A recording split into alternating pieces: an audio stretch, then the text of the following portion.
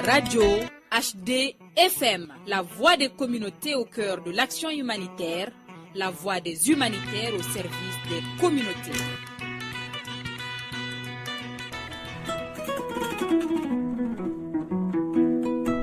Bonsoir chers auditeurs et bienvenue dans cette nouvelle édition de votre émission Concept humanitaire.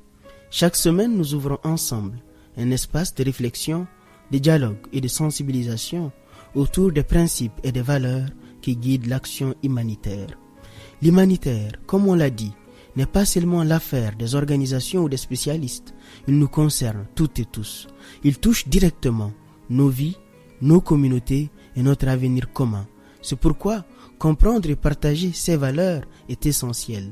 Pour nous accompagner ce soir, nous recevons comme toujours Monsieur Moussa Abba Diallo, président de l'ONG AMSOD.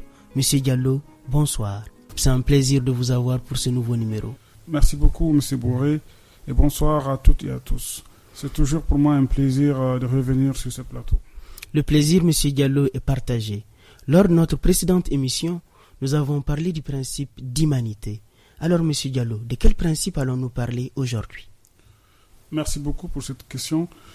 La semaine dernière, comme vous venez de le dire, nous avons parlé du principe d'humanité, qui est aussi, comme nous l'avons dit, le cœur de toute l'action humanitaire.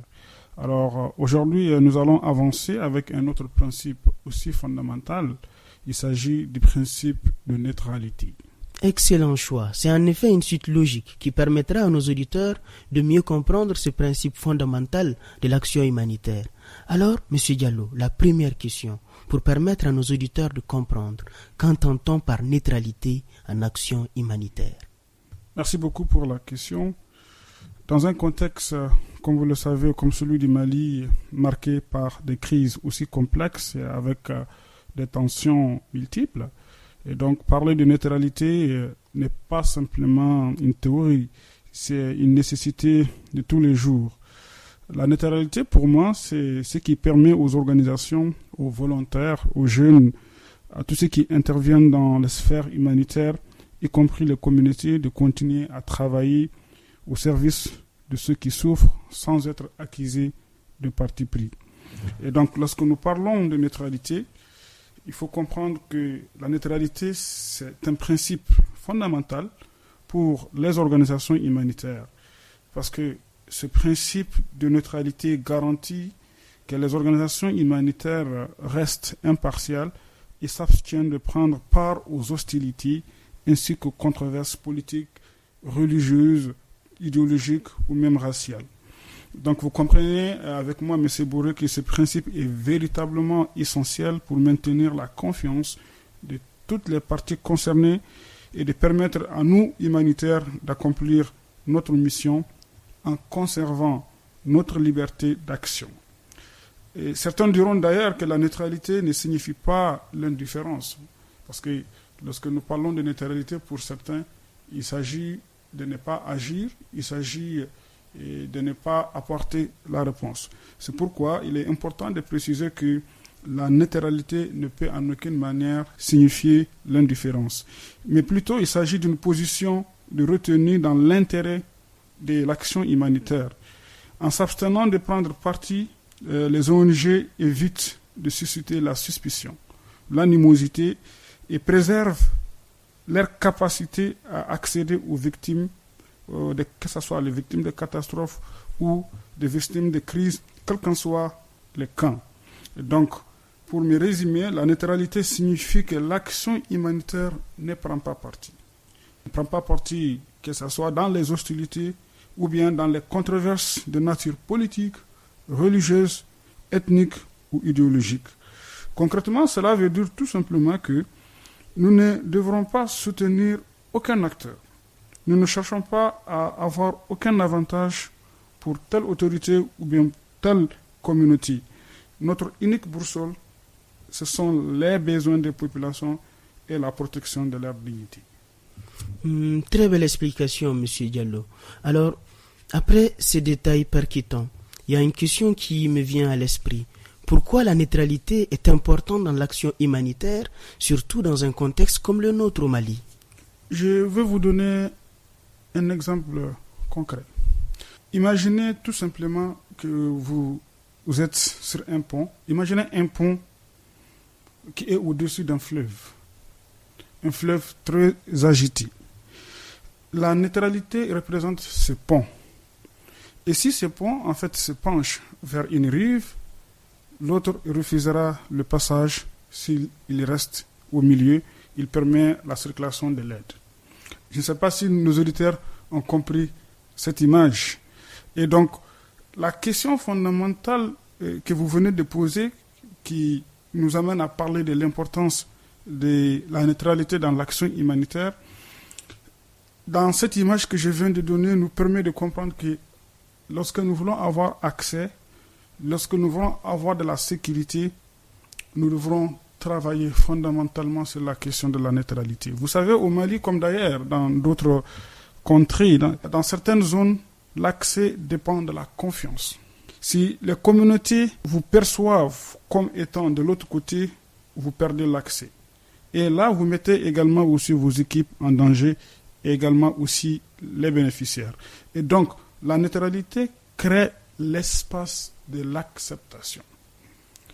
Pour que vous puissiez intervenir au sein d'une communauté ou dans un espace géographique, vous devez travailler sur votre neutralité pour que les communautés pour lesquelles vous venez pour apporter l'assistance puissent vous accepter comme étant une organisation neutre. Et lorsqu'on parle également de l'importance de la neutralité, il y a la question de l'équité dans l'assistance. Ça veut dire quoi? Vous devrez travailler à empêcher les discriminations. La neutralité travaille justement à faire en sorte qu'il ne puisse pas avoir de la discrimination dans la réponse qu'on donne. Donc elle évite à ce que l'aide devienne un levier politique. Elle garantit à ce que l'on sert toutes les personnes vulnérables selon l'urgence, selon leurs besoins et pas selon leur identité. Et troisième élément que je vais avancer pour parler de l'importance de la neutralité dans l'action humanitaire, c'est la crédibilité des organisations humanitaires à long terme. Vous savez, dans des crises prolongées, les lignes bougent. Et c'est notre cas au Mali. Depuis 2012, le Mali traverse une crise et nous avons des situations qui se développent chaque année. Et donc la neutralité, c'est ce qui nous permet d'être là hier, et d'être là aujourd'hui et d'être là également demain, sans changer de visage. Donc c'est vraiment très capital, cette question vraiment de neutralité, parce que ça construit la confiance des communautés sur la durée. Alors, M. Diallo, c'est une très belle réponse. Et la façon dont vous l'illustrez avec le pont, je suis certain que cela permettra aux auditeurs de comprendre que le pont bascule d'un côté, cela peut faire en sorte que de l'autre côté, vous ne soyez pas accepté. Exactement. Très belle illustration. Merci, M. Diallo. Alors, nous continuons. Mais pour ne pas nous répéter, la question que nous allons poser, si vous avez la chance de parler à des volontaires ou des personnes nouvellement qui veulent véritablement être dans l'action humanitaire, qu'est-ce que vous allez leur dire par rapport à ce principe fondamental qui est la neutralité pour ces personnes qui veulent véritablement commencer et être dans l'action humanitaire? Merci beaucoup pour cette question. Vous me donnez d'ailleurs l'opportunité, au-delà donc des jeunes, au-delà des personnes qui aspirent à évoluer dans les sphères humanitaires, dans le monde humanitaire, de m'adresser également aussi au personnel humanitaire, aux organisations humanitaires en tant que telles, parce que la question de la neutralité, c'est une question qui se pose à chaque fois que nous posons ou nous apportons une action en faveur de la communauté. La question de la neutralité se pose. Et donc c'est une question qui doit non seulement concerner les jeunes, les volontaires, mais ici également nous interpeller, nous, en tant qu'organisation humanitaire, chaque jour, dans les actions que nous menons.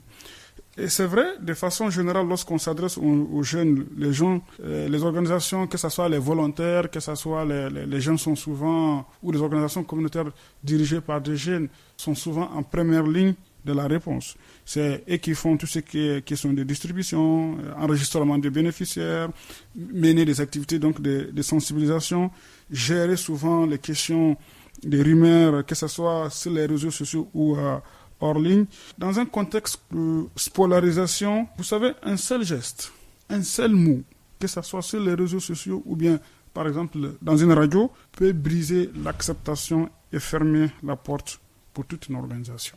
Heureusement, d'ailleurs, au Mali, lorsque nous prenons le cas des ONG nationales et les ONG internationales, que ce soit au nord ou au centre, ces ONG ont pu maintenir leurs actions, par exemple, la distribution des vivres dans les communes souvent qui sont disputées parce qu'elles ont traité chaque communauté avec la même distance respectueuse. Et ça, c'est fondamental, comme je le disais tantôt, pour garder notre neutralité.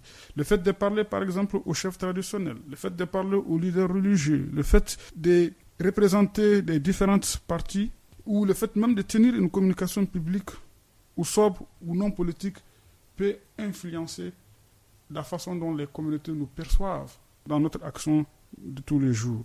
Pour donner un exemple concret, je pense que tout le monde connaît le CICR. Les CICR visitent des détenus dans des contextes souvent très polarisés, que ce soit en Afrique, ou bien au Moyen-Orient, ou bien en Asie. Ils arrivent à faire cette action-là grâce à une réputation de neutralité, à bâtir une réputation qui a été bâtie sur la confidentialité et sur le dialogue discret. Vous comprenez toute l'importance vraiment de la neutralité, de comment est-ce que cette neutralité peut impacter négativement ou positivement les actions que nous menons tous les jours. Très belle réponse, M. Diallo. Je pense que cette réponse va à l'endroit des jeunes, des volontaires, des bénévoles, mais aussi véritablement de tous les humanitaires. Et déjà, vous avez commencé à répondre à la question qui suit. Il s'agit de nous parler de façon concrète d'expériences où le respect de la neutralité a permis à des organisations humanitaires d'accéder à une zone sensible ou bien de venir en aide à une population. Vous avez parlé tout de suite du cas du CICR. Vous pouvez peut-être développer ces cas ou bien parler d'autres cas pour permettre à nos auditeurs de mieux comprendre. Merci beaucoup. Je vais parler alors d'un autre cas que j'ai personnellement vécu. Vous savez, dans notre contexte, au niveau du centre, nous avons un contexte assez volatile, assez dynamique.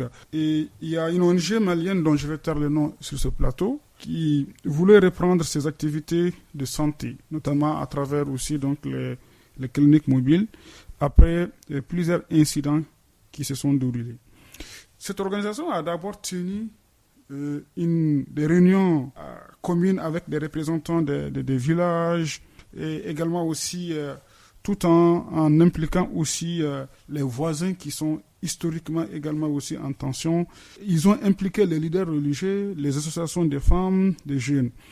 Et l'ONG est venue et a présenté noir sur blanc les critères de vulnérabilité, leur charte de neutralité, comment est-ce que le calendrier de distribution va se passer et quelle est la composition de chaque équipe, c'est-à-dire que ce soit les volontaires ou que ce soit les communautés. Et ils ont expliqué toute cette procédure dans plusieurs langues, de sorte que les communautés puissent comprendre ce qui est dit.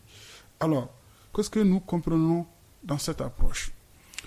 On comprend tout simplement que lorsque les organisations adoptent une approche participative, basée sur la transparence, basée sur la neutralité, elles peuvent intervenir dans des contextes souvent très tendus, très difficiles, sans pour autant exacerber les conflits ou les tensions, sans pour autant aussi opposer également aussi les communautés. Vous savez, lorsque vous venez avec des critères qui sont clairs, avec une approche qui est claire, avec une façon de travailler inclusive qui met tout le monde dans la démarche, ça permet de garantir votre neutralité et, comme je l'ai dit, ça permet de faciliter également votre accès aux communautés affectées. Monsieur Diallo, je suis certain que nos auditeurs ont énormément compris ce principe-là de neutralité. Enfin, avez-vous un dernier mot, Monsieur Diallo, à adresser à nos auditeurs, que ce soit sur la neutralité ou plus largement sur l'action humanitaire?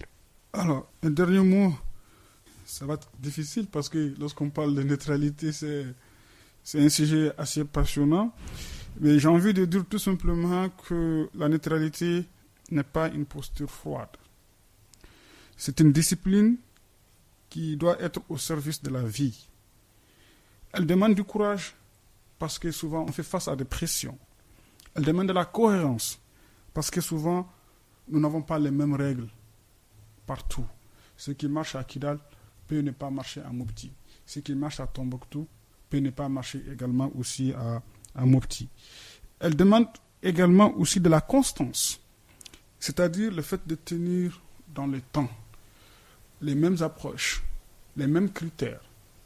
Lorsqu'on est dans un village d'une commune, ces mêmes critères ne doivent pas évoluer lorsqu'on est dans un autre village. Donc de la constance pour que les communautés également puissent accepter et comprendre également votre démarche.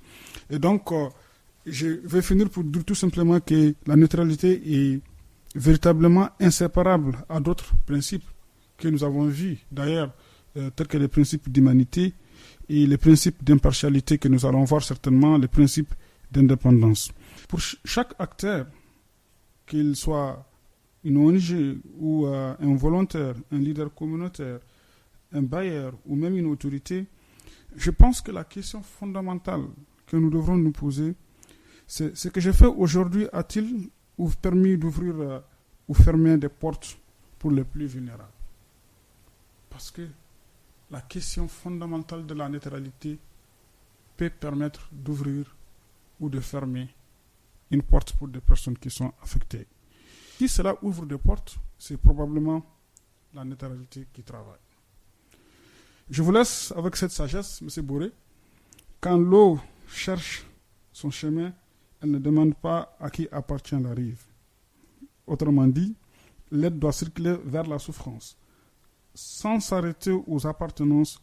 Gardons le cap des principes clairs, des gestes concrets, respect pour tous. Merci M. Diallo. C'est véritablement des phrases d'une très grande sagesse. La passion est là, on la sent véritablement. Merci énormément et je suis certain que nos auditeurs ont énormément appris de cette émission et de tout ce qui est véritablement le principe de neutralité. Chers auditeurs, c'est ainsi que s'achève cette édition. Mais avant de vous quitter, nous remercions véritablement M. Diallo pour ses explications claires et ses exemples concrets qui nous permettent de mieux saisir l'importance de la neutralité en action humanitaire. Et souvenez-vous, aider c'est rester humain et rester naître c'est protéger l'humanité. Restez à l'écoute de votre radio Humanité et Développement HDFM, car ici, c'est la voix des communautés au cœur de l'action humanitaire et la voix des humanitaires au service des communautés. Cette émission vous a été présentée par Yehia Bourré et mise en onde par Salim Djouara.